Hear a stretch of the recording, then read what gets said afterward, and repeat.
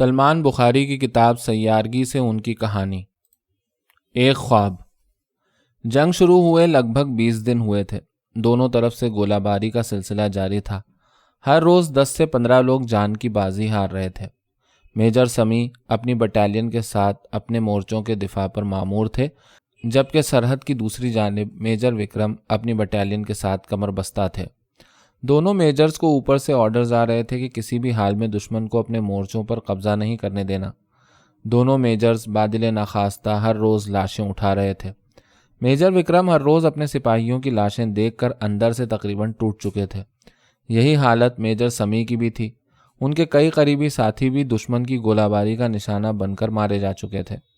دونوں بٹالینز کے لیے ہر نیا دن پہلے سے بڑی قیامت بنتا جا رہا تھا۔ دونوں اطراف کے سپاہی بظاہر خودکش مشن پر تھے، مگر دونوں اطراف کی حکومتیں کسی بھی حال میں جنگ جیتنا چاہتی تھیں، چاہے اس کے لیے کتنے ہی سپاہی بارود سے دھواں ہی کیوں نہ بن جائیں۔ میجر سمیع اور میجر وکرم کو موت اپنی جانب بڑھتی صاف دکھائی دے رہی تھی۔ اگر کچھ دن یہی سلسلہ چلا تو دونوں کی بٹالینوں کو گولہ باری ہمیشہ کے لیے ختم کر دے گی۔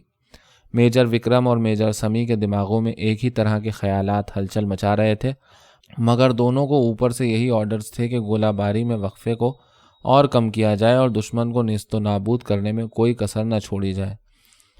مگر ایک طوفانی رات گولہ باری کے وقفے کے دوران میجر وکرم اور میجر سمیع نے نہ جانے کس خیال میں سفید جھنڈے تھامے ایک دوسرے کے مورچوں کی جانب چلنا شروع کر دیا۔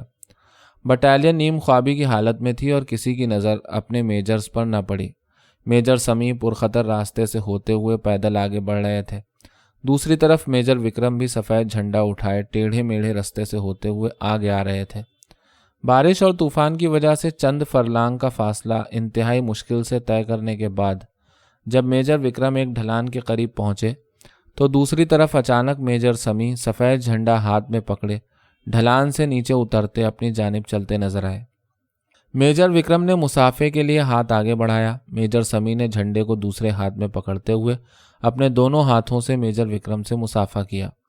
دونوں کے چہرے سے حیرت اور خوشی کے ملے جلے جذبات عیاں تھے۔ دونوں کو حیرت تھی کہ آخر ان دونوں کے ذہنوں میں بیک وقت اس انتہائی اقدام کا خیال کیوں کر آیا، جبکہ وہ دونوں اچھی طرح جانتے تھے کہ کوئی بھی اندھی گولی ان کا کام تمام کر سکتی تھی، اور اس سب سے بڑھ کر اس بات کی کیا گارنٹی تھی کہ جو خیالات میجر وکرم کے ذہن میں تھے ویسے ہی خیالات میجر سمیع بھی اپنے ذہن میں رکھتے ہوں، یعنی جنگ سے چھٹکارا اور انسانی جانوں کو بچانے کی کوئی تدبیر۔ اور اگر ان دونوں کی اس حرکت کی خبر اوپر پہنچ گئی تو ان دونوں کا کورٹ مارشل یقینی تھا اور غداری کا مقدمہ الگ۔ پھر بھی دونوں میجرز نے ایک دوسرے سے ملنے کا فیصلہ کیا۔ میجر سمیع نے میجر وکرم کی آنکھوں میں جھانکتے ہوئے کہا، میجر، کیا تمہیں بھی وہی خدشات یہاں کھینچ کر لائے ہیں جو میرے یہاں آنے کا سبب بنے؟ میجر وکرم نے اداس آنکھوں کے ساتھ مسکراتے ہوئے میجر سمیع کی طرف دیکھا اور کہا، ہاں میجر، میں بھی اس موت کے رقص سے تنگ آ چکا ہوں۔ شاید ہم دونوں موت سے ڈرتے ہیں۔ یہ کہتے ہوئے میجر وکرم نے ایک سرد قہقہہ بلند کیا۔ میجر سمیع نے ہاں میں ہاں ملاتے ہوئے کہا، ہاں سچ کہا میجر، جنگ تو ہمیں نہ ہرا سکی مگر موت ہم دونوں کو ہرا چکی ہے۔ ہم دونوں ہی جیتے ہوئے لشکر کے ہارے ہوئے سپاہی ہیں۔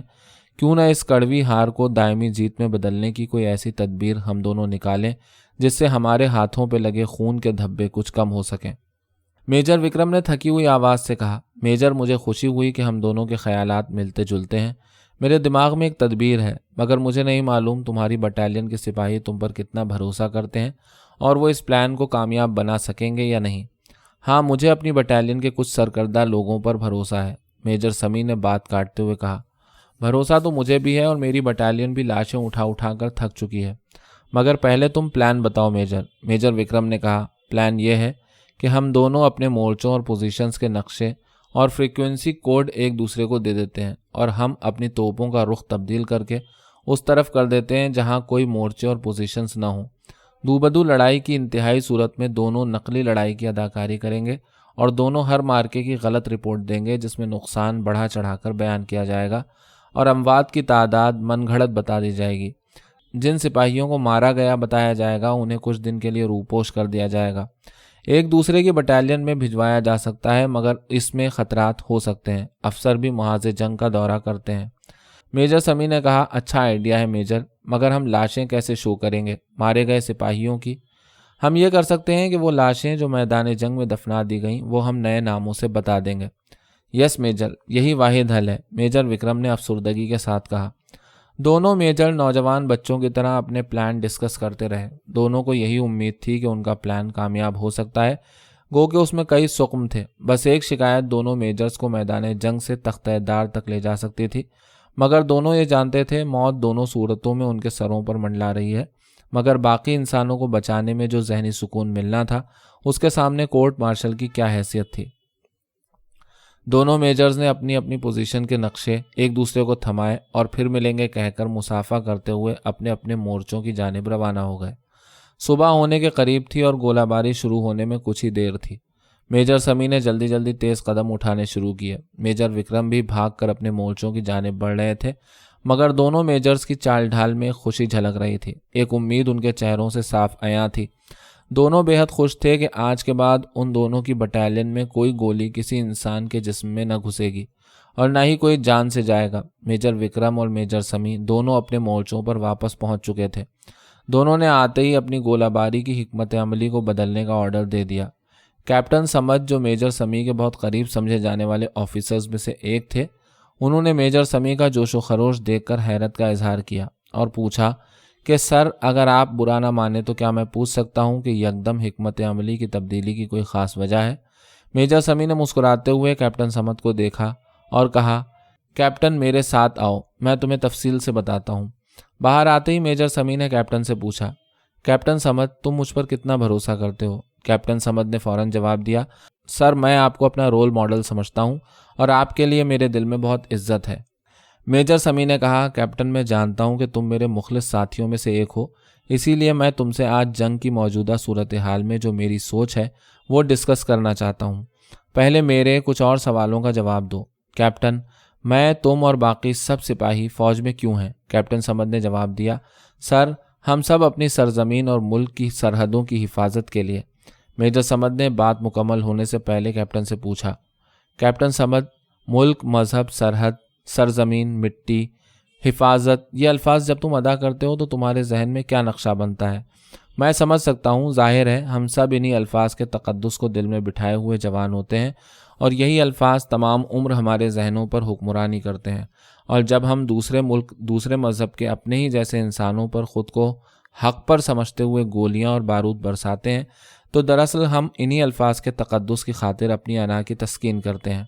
کیپٹن سمت میجر سمیع کی باتوں کو بہت غور سے سن رہے تھے۔ لیکن سر، اپنے ملک، اپنی مٹی سے محبت بھی تو کوئی چیز ہوتی ہے۔ کیپٹن، ملک سے تمہاری مراد یہ سرحد کی لکیر اور یہ باڑ ہے؟ تمہاری نظر میں باڑ سے اس طرف کی مٹی مقدس ہے اور اس طرف کی مٹی پلید ہے، زہریلی ہے، بدبودار ہے۔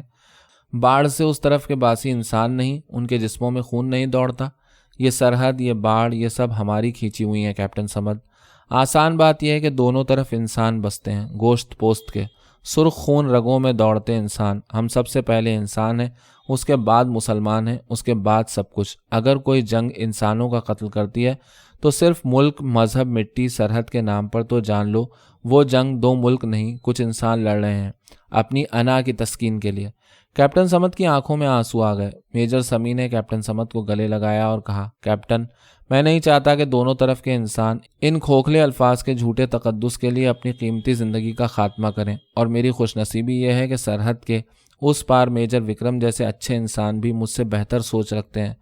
میں کل رات ان سے ملا اور انہوں نے میرا دل جیت لیا، اور ہم دونوں نے اپنی پوزیشنز کے نقشے ایک دوسرے کو دیے ہیں تاکہ دونوں طرف انسانی جانوں کا ضیاع نہ ہو۔ سب سے پہلے انسان، کیپٹن سمت، سب سے پہلے انسان۔ یس سر، سب سے پہلے انسان، کیپٹن سمت نے دہرایا۔ میجر سمیع نے نقشہ کیپٹن سمت کو دیا اور تاکید کی کہ وہ ان مقامات کو چھوڑ کر فائرنگ اور گولہ باری کرے۔ پہلے جن مقامات کو دشمن کے مورچے سمجھ کر اندازوں پر بھروسہ کرتے ہوئے نشانہ بنایا جا رہا تھا، ان میں سے کچھ دونوں کے نقشوں میں موجود تھے۔ ان کو ہٹا کر دوسرے خالی مقامات پر گولہ باری کروانے کا آرڈر دونوں میجرز نے دے دیا تھا، جس پر کسی کو شک اس لیے بھی نہیں ہوا کہ عام معمول میں بھی اندازوں اور سیٹلائٹ معلومات کی بنیاد پر ہی ٹارگٹ مقامات پر گولہ باری کروائی جاتی تھی، جس میں ایکیوریسی بھی 50% ہی ہوا کرتی تھی۔ اس لیے دونوں میجرز کے احکامات پر آج جو گولہ باری کی گئی اس میں نہ ہی کوئی سویلین اور نہ ہی کوئی سپاہی مارا گیا۔ روزانہ کے معمول میں دونوں میجرز اوپر کے آفیسرز کو روز کی کارروائی کی رپورٹ کرتے تھے۔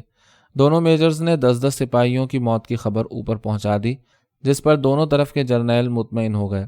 دوسری طرف میجر وکرم سے بھی ساتھی جونیئر افسران نے استفسار کیا کہ آخر انٹیلیجنس رپورٹس کے بالکل برعکس گولہ باری کا فیصلہ میجر وکرم نے کل کیوں لیا اور 10 سپاہی مارے گئے کی غلط اطلاع کیوں پہنچائی۔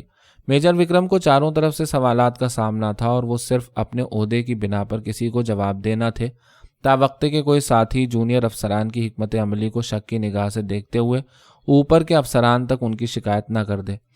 میجر وکرم کا اردلی یشونت سنگھ جو ان کے خیمے میں ان کی دیکھ بھال کرتا تھا، صورتحال کو بہت غور سے دیکھ سن رہا تھا اور وہ میجر وکرم کی خاموشی کو کسی حد تک سمجھ رہا تھا اور اپنے افسر کو یوں خاموش دیکھ کر خود بھی بوجھل محسوس کر رہا تھا۔ اردلی یشونت سنگھ پچھلے کئی سال سے میجر وکرم کے ساتھ تھا اور وہ ان کو کسی حد تک سمجھتا بھی تھا۔ اس نے سوچا کیوں نہ وہ ہمت کر کے اپنے صاحب سے ان کی خاموشی کی وجہ دریافت کرے۔ وہ اسی سوچ میں تھا کہ میجر وکرم اپنے خیمے میں داخل ہوئے۔ سیٹلائٹ وائرلیس فون نکال کر اس کی فریکوینسی جو میجر سمی نے انہیں دی تھی سیٹ کی اور کال کا بٹن دبا دیا۔ میجر وکرم کے وہم و گمان میں بھی نہ تھا کہ اردلی یشونت سنگھ اسی خیمے کے اندر میجر وکرم کا بستر درست کر رہا تھا۔ 1+1 پیس بگن 2 کاپی۔ دوسری طرف سے بھی آواز آئی، پیس بگن 2 1+1 اوور۔ میجر وکرم نے کہا، کیسے ہو میجر، سب ٹھیک ہے نا؟ کیسی نیند آئی کل رات؟ ہاں ہاں ہاں، سب طرف سکون ہو گیا نا میجر؟ اوور۔ دوسری طرف سے آواز آئی، یس میجر وکرم، بہت عرصے بعد بے خوف ہو کے سویا۔ اوور۔ اردلی یشونت سنگھ دل ہی دل میں حیران ہوا کہ صاحب اتنے خوش کیسے ہو گئے۔ کون ہے یہ میجر جس سے اتنی خوشگوار ماحول میں گفتگو کر رہے ہیں؟ میجر وکرم کو آہٹ سنائی دی اور وہ ٹھٹک گئے۔ یشونت سنگھ کا پاؤں چارپائی سے ٹکرایا تھا۔ میجر وکرم نے گھوم کر پیچھے دیکھا تو یشونت سنگھ پسینے میں شرابور کھڑا تھا۔ میجر وکرم نے پوچھا، یشونت سنگھ تم یہاں کیا کر رہے ہو؟ سر میں صفائی ستھرائی کے لیے اندر آیا تھا، مجھے معاف کیجیے گا، میں چلا جاتا ہوں، یشونت سنگھ نے عاجزی سے کہا۔ نہیں میرا یہ مطلب نہیں تھا یشونت سنگھ، میجر وکرم نے پریشان لہجے میں کہا۔ سر اگر آپ برا نہ مانے تو میں ایک سوال کر سکتا ہوں، یشونت سنگھ نے سوال کیا۔ ہاں کیوں نہیں، پوچھو، میجر وکرم نے کہا۔ سر آپ کل سے سب جونیئرز کے ساتھ بہت خاموش ہیں، کیا بات ہے؟ آپ جانتے ہیں میں آپ کی بہت عزت کرتا ہوں اور آپ کے لیے کچھ بھی کر سکتا ہوں، یشونت سنگھ نے جذبات سے مغلوب ہو کر کہا۔ نہیں یشونت، میں بالکل ٹھیک ہوں، تم میری فکر نہ کرو، مجھے کچھ بھی نہیں ہوا، میجر وکرم نے افسردگی سے کہا۔ نہیں صاحب، مجھے معاف کیجیے گا، کوئی تو بات ضرور ہے، اور آپ یہ کس سے بات کر رہے تھے؟ آپ ان سے بہت خوشی سے بات کر رہے تھے صاحب، یہاں سب ساتھیوں کا کیا قصور ہے صاحب؟ یشونت سنگھ تم میرے وفادار ساتھیوں میں سے ایک ہو، میں کسی سے بھی ناراض نہیں ہوں، میں بس تھک چکا ہوں لاشیں اٹھا کر، خون دیکھ کر، اب میں یہ ظلم اور نہیں ہونے دوں گا، اسی لیے میں نے امن کا ایک راستہ تلاش کیا ہے، جس راستے پر چلتے ہوئے کل میری بٹالین کا کوئی انسان اپنی جان سے نہیں گیا۔ یشونت سنگھ کیا تم کرتار سنگھ، روی، دیپک، یاسر، رام اداس، سنجیو اور جتنے ہمارے ساتھی پچھلے 21 دن میں مارے گئے انہیں واپس لا سکتے ہو؟ میجر وکرم نے ایک سانس میں جذباتی انداز میں یشونت سنگھ کی آنکھوں میں جھانکتے ہوئے سوال کیا۔ صاحب جو چلے گئے وہ تو اب واپس نہیں آئیں گے، وہ تو پرلوک سدھار گئے صاحب، یشونت سنگھ نے روحانسی آواز میں جواب دیا۔ یشونت سنگھ جو بچ گئے ہیں ان کے بارے میں تمہارا کیا خیال ہے؟ ان کی جان کی کیا ضمانت ہے؟ کیا تم سمجھتے ہو جس رفتار سے جوان مر رہے ہیں یہاں کوئی بھی انسان زندہ بچے گا؟ میجر وکرم نے پوچھا۔ صاحب جان تو آنی جانی ہے، آج نہیں کل مرے، مگر صاحب اپنی دھرتی کے لیے ایک تو کیا 1000 جانیں قربان کر دیں گے ہم۔ میجر وکرم نے جملہ مکمل ہونے سے پہلے ہی چلا کے کہا، مٹی مٹی مٹی، میں تنگ آ گیا ہوں اس سوچ سے۔ یشونت سنگھ کیا کسی دیش کا باسی ہونے کا مطلب خودکشی کرتے چلے جانا ہے؟ کیا ملک میں رہنے کی قیمت خود کو گولیوں سے چھدوانا ہے؟ کیا اس مٹی کی قیمت اپنی جان کی بلی دینا ہے یشونت سنگھ؟ یہ کیا احمقانہ سوچ ہے یشونت سنگھ؟ یشونت سنگھ شبدوں کے صحیح معنی تلاش کرو، وہ نہیں جو ہمارے دماغوں میں ٹھوس دیے گئے ہیں۔ ایک انسان کی جان کی قیمت یہ کھوکھلے شبد کبھی نہیں بن سکتے، کبھی نہیں، میجر وکرم نے زور ڈال کر کہا۔ میں جانتا ہوں تم سوچ رہے ہوگے پھر دشمن ملک کو خود پر قابض ہونے دیں اور غلامی کی زندگی بسر کریں، یہ مطلب ہے میرا، ہرگز نہیں یشونت سنگھ، میں صرف یہ کہہ رہا ہوں اگر بے قصور جانوں کو بچانے کی کوئی کوشش کی جا سکتی ہے تو ضرور کرنی چاہیے، اور ظلم اور ظالم کی طرفداری نہیں کرنی چاہیے، بھلے ہی وہ ظلم کتنا ہی مقدس بنا کے کیوں نہ پیش کیا جا رہا ہو، چاہے وہ قومیت کے نام پر ہو یا دھرم کے نام پر۔ ظلم اور ظالم سے بیزاری دکھانا ہم سب کا پہلا فرض ہے۔ رہی بات دشمن کو خود پر قابض ہونے دینے کی، یہ سب ہوائی باتیں ہیں، کوئی ملک، کوئی قوم، کوئی سوچ، کوئی دھرم کسی دوسرے ملک، دوسری قوم، دھرم یا سوچ پر کبھی قابض نہیں ہو سکتا۔ ماضی میں جس بھی ملک، سوچ، دھرم، قوم نے یہ کوشش کی وہ بری طرح ناکام ہوئی، اور مستقبل میں بھی یہ ممکن نہیں۔ یاد رکھو، قبضہ دلوں کو جیت کر ہوتا ہے۔ جو انسان، قوم، ملک، مذہب، سوچ، انسانوں کے دل جیتے گی وہی کامیاب ہے، اور دل جیتنے کے لیے انسان کو فوقیت دینی پڑتی ہے۔ ظاہر ہے ہر مذہب، ہر قومیت خود کو دوسروں سے برتر سمجھتی ہے، اس لیے ان دونوں کا مستقبل تاریک ہے۔ باقی بچتی ہے انسانیت، یہی واحد سوچ ہے جو انسان کو فضیلت دیتی ہے۔ رنگ، نسل، مذہب، قوم انسانیت کے سامنے کبھی نہیں ٹھہر سکتی۔ یشونت سنگھ، کبھی نہیں۔ اگر ہم نے انسانیت کا دامن نہ پکڑا تو اس زمین پر نہ کوئی ملک رہے گا، نہ کوئی انسان۔ ایک ایک کر کے ہر قوم، ہر مذہب، ہر نسل دوسری نسل، دوسرے مذہب، دوسرے ملک کے باسیوں کو قتل کر دے گی، اور تمہاری آنکھوں کے سامنے موجودہ حالات اور یہ جنگ اس کا سب سے بڑا ثبوت ہے کہ میں ٹھیک کہہ رہا ہوں۔ صرف اپنی آنکھوں سے ان کھوکھلے الفاظ کی پٹی اتارنے کی ضرورت ہے جسے پہن کر ملک، زمین، مٹی، دیش، سرحد، حفاظت، دھرم، نسل جیسے شبدوں کے وہ معنی دکھائی دیتے ہیں جو حقیقت سے بہت دور ہیں۔ یشونت سنگھ، کیا تم نے نہیں دیکھا کہ کتنے سارے انسان تمہارے ہاتھوں مارے گئے؟ وہ دشمن کی گولیوں سے نہیں، ان کھوکھلے لفظوں کے جھوٹے بھرم کے ہاتھوں مرے ہیں۔ کاش میں ان سب کو بچا سکتا۔ میجر وکرم کی آنکھوں سے آنسو روا تھے۔ اردلی یشونت سنگھ بھی بلک بلک کے رونے لگا۔ میجر سمیع اور میجر وکرم دونوں فوج میں جاسوسی کے نظام سے اچھی طرح آگاہ تھے۔ دونوں کو علم تھا کہ آج نہیں تو کل ان کے پیس پلان کا علم اوپر کے آفیسرز تک پہنچ جائے گا۔ پھر بھی دونوں اس امید پر کہ شاید کچھ دن وہ دونوں طرف ہونے والے کشت و خون کو کچھ کم کر سکیں، چاہے بعد میں ان کو کورٹ مارشل اور غداری کے مقدمات کا ہی کیوں نہ سامنا کرنا پڑے، اپنا کام کرتے رہے۔ جنگ اب فیصلہ کن مراحل میں داخل ہو چکی تھی۔ دونوں طرف کے حکام پچھلے 5 دن میں کوئی بھی بڑی کامیابی نہ ملنے پر بے حد نالاں تھے۔ کامیابی سے مراد دشمن کے مورچوں تک رسائی اور ان پر قبضہ تھا جس کے کوئی آثار دور دور تک دکھائی نہ دے رہے تھے، اور وجہ دونوں طرف کے میجرز کا پیس پلان تھا۔ Intelligence chief general Saif Ullah کو میجر سمیع کے پچھلے کچھ دنوں کی فتوحات پر کچھ تحفظات تھے۔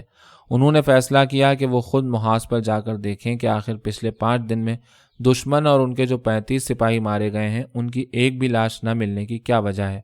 ادھر میجر وکرم کے گرد بھی گھیرا دن بدن تنگ ہوتا جا رہا تھا۔ اردلی یشونت سنگھ بھی اندر ہی اندر خوف زدہ تھا کہ آج نہیں تو کل اس کے صاحب پکڑے جائیں گے اور اس کی بھی خیر نہیں ہوگی۔ اس کے اندر 2 آوازیں اٹھ رہی تھیں، ایک میجر وکرم کا ساتھ دینے کی اور دوسری خود میجر کی شکایت اوپر پہنچانے اور بدلے میں ترقی پانے کی۔ یشونت پچھلے 18 سال سے فوج میں نچلے رینکس پر کام کرتا چلا آ رہا تھا۔ اس کے دل میں اوپر جانے کے خواب تھے جس کی تکمیل کا یہ سنہری موقع تھا، مگر ایک دل کی آواز اس کو میجر وکرم کا ساتھ نبھانے کا بھی کہتی تھی۔ ہر لمحے ان دونوں آوازوں کی بازگشت اسے چین سے نہ رہنے دیتی تھی۔ آخرکار وہی ہوا جو اکثر ہوا کرتا ہے۔ یشونت سنگھ موقع پرستی کی آواز کے آگے جھک گیا۔ میجر وکرم کا سارا پلان اوپر کے آفیسر تک پہنچا دیا گیا، مگر نہ جانے کیوں سب کہتے ہی اس کے اندر کا دوسرا انسان پھر سے بیدار ہو گیا، اور وہ فوراً بھاگ کر میجر وکرم کے پاس پہنچا اور انہیں بھی سب بتا دیا کہ اس نے کیا کر ڈالا، اور ساتھ ہی پھوٹ پھوٹ کے رونے لگا اور معافی مانگنے لگا۔ صاحب، مجھے معاف کر دیں، مجھے معاف کر دیں۔ میجر وکرم نے حیرت سے یشونت سنگھ کو دیکھا اور کہا، یشونت سنگھ، تم پریشان نہ ہو، میرے دل میں تمہارے لیے کوئی میل نہیں آیا، گو کہ تم نے وہی کیا جو کمزور انسان اکثر کرتے ہیں، مگر مجھے دکھ اس لیے نہیں ہوا کہ میں کمزوروں کی نفسیات سمجھتا ہوں۔ تمہیں ترقی ضرور ملے گی، تمہیں ترقی ضرور ملے گی۔ جاؤ، میرے قریب سے چلے جاؤ، کمانڈوز آتے ہی ہوں گے۔ یشونت سنگھ اور زیادہ رونے لگا۔ کیپٹن سمت کی صورتحال بھی یشونت سنگھ کی ہی طرح تھی۔ فرق یہ تھا کیپٹن سمت کے دل و دماغ میں ترقی سے زیادہ ملک، مٹی، دین، دھرتی سے وفاداری جیسے الفاظ ہر لمحہ گونج رہے تھے۔ میجر سمیع کی ساری روشن باتیں آہستہ آہستہ دھندلی ہو رہی تھیں۔ کیپٹن سمت کے ضمیر پر بوجھ بڑھتا چلا جا رہا تھا۔ ہر لمحہ وہ ان کھوکھلے لفظوں تلے دھس رہا تھا۔ میجر سمیع جو اس کا آئیڈیل تھے، آہستہ آہستہ ملک، دشمن، غدار لگ رہے تھے۔ دل ہی دل میں وہ سوچنے لگا کہ ضرور میجر سمیع کو دشمن فوج نے برین واش کر کے اپنے ساتھ ملا لیا ہے تاکہ وہ اس کے ملک کو شکست دے سکیں۔ انہی الجھنوں میں کیپٹن سمت کا سر درد سے پھٹنے لگا۔ اس عذاب سے نکلنے کا واحد راستہ اسے یہی نظر آیا کہ میجر سمیع کو مار ڈالے اور ملک سے وفاداری کا ثبوت دے۔ سو وہ یہ سوچ کر نکلا کہ آج اپنے آئیڈیل کا خون کر دے گا، چاہے کچھ بھی ہو۔ اس شدت پسندانہ خیال کے ساتھ اس نے اپنا ریوالور لوڈ کیا اور سیدھا میجر سمیع کے خیمے کی طرف چلنا شروع کیا۔ ابھی وہ راستے میں ہی تھا کہ اعلان ہوا کہ جنرل سیف اللہ اچانک محاذ پر پہنچ چکے ہیں۔ اور وہ میجر سمیع کے خیمے میں موجود ہیں۔ کیپٹن صمد خیمے کے قریب تھا۔ اندر سے جنرل کی بلند آواز سنائی دی کہ میجر سمیع، کیا تم مجھے بیوقوف سمجھتے ہو؟ آخر 25 لوگ جو بقول تمہارے شہید ہوئے ہیں 3 دن میں، ان کی لاشیں کہاں ہیں؟ اور دشمن کا کوئی بھی گولہ قریب بھی کہیں نہیں گر رہا ہے۔ ایسا کیسے ممکن ہے؟ ضرور دال میں کچھ کالا ہے۔ میں تمہیں حکم دیتا ہوں کہ فوراً گولہ باری میں ان اہداف کو نشانہ بناؤ جو انٹیلیجنس رپورٹ میں بتائے گئے ہیں، نہ کہ اپنے تکوں پر قیمتی گولہ بارود کا ضیاع کرو۔ میجر سمیع نے حیرت سے جنرل کی طرف دیکھا اور کہا، سر گولہ بارود آپ کے لیے اہم ہے یا جانیں؟ جنرل سیف اللہ نے غصے سے چلاتے ہوئے کہا، میجر حکم پر عمل کرو، بحث کرنے کا میرے پاس وقت نہیں، تم باہر جا سکتے ہو۔ میجر سمیع نے کہا، سر میں تو اپنے خیمے میں ہوں، شاید آپ کو اپنی بختر بند گاڑی میں چلے جانا چاہیے۔ جنرل سیف اللہ غصے سے اپنی اسٹک ٹانگ پر مارتے ہوئے خیمے سے باہر نکل گئے۔ جنرل کے نکلتے ہی کیپٹن صمد تیزی سے خیمے میں گھسے اور بندوق میجر سمیع پر تان دی۔ سر میں آپ کو ختم کر دوں گا، آپ اس ملک کے غدار ہیں، آپ کی وجہ سے ہم جنگ ہار رہے ہیں، پچھلے 3 دن سے ہم نے دشمن کا ایک بھی سپاہی نہیں مارا، میں آپ کو نہیں چھوڑوں گا۔ میجر سمیع نے مسکراتے ہوئے کیپٹن صمد کی طرف دیکھا اور کہا، شاباش کیپٹن صمد، شاباش، آخر تم نے اپنی ضمیر کی آواز سن ہی لی، تم نے بالکل ٹھیک فیصلہ کیا۔ شاید جیت کے لیے میری موت بہت ضروری ہے، میرے مرنے سے یقیناً ہمارا جھنڈا سر بلند ہوگا اور ہم یہ جنگ جیت جائیں گے۔ کیپٹن صمد نے بات کاٹتے ہوئے کہا، سر خاموش رہیں، آپ بات نہیں کریں، آپ جب بولتے ہیں تو میرے ارادے متزلزل ہو جاتے ہیں۔ فوج کے کیریئر میں ہمیشہ میں نے آپ کو اپنا رول ماڈل سمجھا، میں سمجھتا تھا آپ ہمیشہ اس مٹی کے وفادار رہیں گے، مگر آپ نے میرا ہی نہیں، اس پاک سرزمین میں بسنے والے کروڑوں لوگوں کا دل توڑ دیا ہے، آپ نے دشمن سے ہاتھ ملا لیا۔ میجر سمیع نے اطمینان سے مسکراتے ہوئے کیپٹن صمد کی آنکھوں میں جھانکتے ہوئے کہا، کیپٹن تم اپنا نیک کام کرو اور میرا کام تمام کرو، تم مجھے ختم کر کے کروڑوں انسانوں کی جان بچا سکتے ہو، ضرور بچاؤ، میں سمجھوں گا میری زندگی رائے گاہ نہیں گئی۔ سر آپ کیوں کیپٹن صمد نے روتے ہوئے کہا، آپ کیوں ایسا سوچنے لگے ہیں؟ سر میں تو آپ کو بہت محب وطن سمجھتا تھا۔ کیوں کیپٹن صمد، کیا ہوا؟ 3 دن میں کچھ لاشیں نہیں اٹھی، کچھ خون خرابہ نہیں ہوا، اسے مس کر رہے ہو نا تم؟ کیپٹن تم نے سوچا دشمن تو ہم پر گولیاں نہیں برسا رہا، کیوں نہ ہم ایک دوسرے کو گولیوں سے چھلنی کریں؟ سر بہتر ہوگا آپ خاموش رہیں اور مجھے اپنا فرض ادا کرنے دیں۔ فرض؟ واہ کیا بات ہے، میجر سمیع نے مسکراتے ہوئے کہا، ہاں یقیناً تمہیں اپنا فرض ادا کرنے میں دیر نہیں کرنی چاہیے کیپٹن، مگر کیا ہی اچھا ہوتا کہ تم فرض کے وہ معانی بھی سمجھتے جن پر تم نے کبھی غور کرنا ضروری نہیں سمجھا۔ دونوں میں یہ مکالمہ جاری تھا کہ کمانڈوز نے یکدم خیمے پر دھاوا بول دیا اور کیپٹن صمد کو اپنی گن بھی نیچے پھینکنی پڑی۔ میجر سمیع نے بغیر کسی مزاحمت کے خود کو گرفتاری کے لیے پیش کر دیا۔ دوسری طرف میجر وکرم کو بھی سخت احتساب کا سامنا کرنا پڑا۔ لانس نائک یشونت سنگھ کی شکایت کے چند گھنٹے بعد ہی جنرل شیو پٹیل کے حکم پر میجر وکرم کو گرفتار کر لیا گیا اور غداری کا مقدمہ درج کر دیا گیا۔ دونوں میجرز کی غداری کے قصوں کو دونوں ملکوں، اخبارات اور نیوز چینلز نے بڑھا چڑھا کر بیان کیا اور دونوں اطراف نفرتوں کو اور ہوا ملی، جس کا نتیجہ یہ نکلا کہ جنگ پہلے سے زیادہ بھڑک اٹھی اور دونوں اطراف کی فوج نے غصے میں ایک دوسرے کی شہری آبادی کو بھی گولہ باری کا نشانہ بنانا شروع کر دیا، جس سے ہزاروں بے گناہ شہری مارے گئے، جس کے بعد دونوں ملکوں کے عوام میں پہلی بار جنگ سے نفرت کی فضا پیدا ہوئی۔ ان شہری حملوں کے بعد پوری دنیا ہل کے رہ گئی اور عالمی طاقتوں نے دونوں ملکوں میں تصفیہ کروانے کی کوشش کو تیزی سے بڑھایا اور دونوں ملک آخر کار عالمی پریشر کے ہاتھوں مجبور ہو کر جنگ بندی کے عارضی معاہدے پر متفق ہوئے اور جنگ رک گئی۔ مگر ان 10 دنوں میں دونوں ملکوں کے عوام بری طرح پسے اور ہلاکتیں ہزاروں میں جا پہنچیں۔ جو جنگ کچھ دن پہلے بارڈرز پر لڑی جا رہی تھی اور جسے دونوں طرف کے عوام کی بے حد حمایت بھی حاصل تھی، جب وہ عوام کے اپنے علاقے میں پہنچی تو عوام کی آنکھیں کھلیں، جس کے نتیجے میں بعض اخبارات نے دونوں طرف کے میجرز کی کہانی کا وہ رخ دکھانا شروع کیا جو حقیقی تھا۔ مگر دونوں طرف کے جنرل ہیبت اللہ اور دیو پٹیل غدار میجرز کی سزا کم از کم موت تجویز کر چکے تھے۔ دونوں نے سزائے موت کا حتمی فیصلہ کروا لیا۔ سزا کی تاریخ بھی صرف 1 ہفتے بعد کی تھی۔ اخبارات نے جب دونوں میجرز کی امن کی کوششوں کی سٹوری بریک کی، اس کے 3 اور 4 دن بعد دونوں میجرز کو موت کی سزا دی جانے والی تھی۔ اخبارات کی سٹوری بریک ہونے کے بعد لانس نائک یشونت سنگھ کی آنکھوں سے آنسو جاری ہو گئے۔ اس سے رہا نہ گیا اور اس نے ایک اخبار کے مدیر کو فون ملایا اور ملنے کی درخواست کی، جسے مدیر نے فوراً قبول کر لیا۔ دوسری طرف کیپٹن صمد بھی اندر سے ہل چکا تھا اور شرمندگی اسے بیٹھنے نہ دیتی تھی۔ اس نے فیصلہ کیا کہ وہ میجر سمیع کو بچانے کے لیے ضرور کوشش کرے گا۔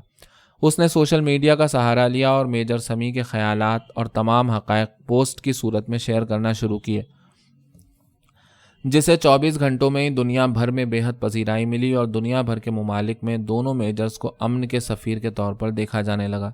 جب دونوں طرف کے آرمی چیفز تک دونوں میجرز کی یہ تصویر پہنچی، تب میجر سمیع کی پھانسی میں صرف ایک دن بچا تھا اور میجر وکرم اسی دن پھانسی پر چڑھائے جانے والے تھے۔ Chief of army staff general Yasir اور chief of army staff general Sanjeev کو ان دونوں میجرز کی اصل کہانی نے بے حد متاثر کیا اور دونوں ملکوں کے عوام اور اخبارات اور نیوز چینلز نے دیکھتے ہی دیکھتے دونوں میجرز کو ہیروز کی طرح عزت دینی شروع کر دی۔ عوام اور میڈیا کے دباؤ کی بدولت جنرل یاسر اور جنرل سنجیو نے ٹیلی فونک رابطہ کیا اور یہ طے کیا کہ دونوں میجرز کو رہا کرنا ہی بہتر ہے۔ چند ہی گھنٹے میں دونوں اطراف کے چیف جسٹس صاحبان نے دونوں میجرز کی سزائے موت کی معطلی کا حکم صادر کر دیا، جس کے سننے کے بعد جنرل پٹیل اور جنرل ہیبت کے تن بدن میں آگ لگ گئی اور دونوں نے اپنے چیف سے رابطہ کیا، مگر خلاف توقع دونوں کو سخت ڈانٹ سننے کو ملی اور الٹا دونوں جنرلز کی جنگ کے دوران شہری علاقوں پر بمباری کی تحقیقات کا حکم بھی جاری ہو گیا۔ جب دونوں ملکوں کے عوام نے احساسات کو بھڑکانے والے لفظوں کے نئے معنی تلاش کرنے شروع کیے تو ذہن کی وہ کھڑکی کھلی جو اس سے پہلے بند تھی۔ آج 20 اکتوبر کی صبح ہے۔ ہولناک جنگ کو 3 سال گزر چکے ہیں۔ دونوں ملکوں کے بارڈرز ایک دوسرے کے لیے کھلے ہیں۔ میجر سمیع اپنے اہل خانہ کے ساتھ میجر وکرم کے گھر پر موجود ہیں۔ اچانک فون کی گھنٹی بجتی ہے۔ فون میجر سمیع کے صوفے کے قریب پڑا ہے۔ میجر وکرم اشارہ کرتے ہیں، سمیع تم فون اٹھا لو۔ میجر سمیع ہیلو کہتے ہیں اور دوسری طرف سے انگریزی میں ایک شخص پوچھتا ہے، کیا میجر وکرم سے بات ہو سکتی ہے؟ میجر سمیع ہولڈ کرتے ہیں اور میجر وکرم جو خوش گپیوں میں مصروف ہیں اشارے سے کہتے ہیں، پوچھو کون ہے؟ میجر سمیع ہولڈ پر موجود شخص سے پوچھتے ہیں، کیا آپ اپنا نام بتا سکتے ہیں؟ دوسری طرف سے آواز آتی ہے، سائمن کینوال۔ ساتھ ہی وہ شخص پوچھتا ہے، اور آپ؟ میجر سمیع اپنا تعارف کرواتے ہیں۔ لائن کی دوسری طرف شخص ہنستے ہوئے کہتا ہے، مجھے یقین نہیں آ رہا کہ آپ دونوں کی دوستی اس حد تک گہری ہے۔ فون میجر وکرم کو ملایا اور بات آپ سے ہو رہی ہے۔ میجر سمیع کو کچھ دیر سمجھ میں نہ آیا کہ کیا جواب دیں۔ دوسری طرف سے آواز آتی ہے، میں نارویجین نوبل کمیٹی سے سائمن کینوال بات کر رہا ہوں۔ آپ دونوں کو بہت بہت مبارک ہو۔ اس سال امن کے نوبل پرائز کے لیے آپ دونوں کو چنا گیا ہے۔ میجر سمیع کی آواز فرط جذبات سے دب کے رہ گئی۔ جب میجر وکرم کی نظر ان پر پڑی تو انہوں نے فون اپنے ہاتھ میں لیا اور دوسری طرف سے سائمن کینوال انہیں مسلسل کچھ بتا رہے تھے۔ دونوں کی آنکھوں سے آنسو نکل کر ان کے رخساروں پر چمکنے لگے۔